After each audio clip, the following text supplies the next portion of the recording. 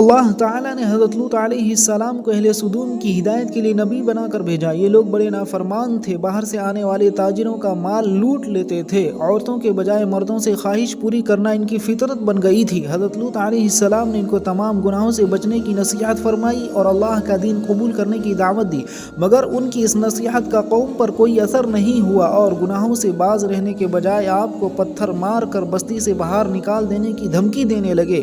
اور مذاق کرتے ہوئے عذاب الہی کا مطالبہ کرنے لگے۔ حضرت لوط علیہ السلام کے بار بار سمجھانے کے باوجود وہ اپنی ہٹ دھرمی سے باز نہیں آئے تو اللہ نے اس ناپاک قوم کو دنیا سے مٹانے کے لیے عذاب کے فرشتوں کو بھیج دیا۔ حضرت لوط علیہ السلام فرشتوں کے اشارے پر اپنے گھر والوں اور ایمان والوں کو لے کر صغر نامی بستی میں چلے گئے اور صبح ہوتے ہی ایک زوردار چیخ نے سارے شہر والوں کو ہلاک کر دیا۔ پھر حضرت جبرائیل علیہ السلام نے اس بستی کو آسمان کی طرف اٹھا کر زمین پر پٹخ دیا اور اوپر سے پتھروں کی بارش کر کے پوری قوم کو عذاب الہی سے ہلاک کر دیا۔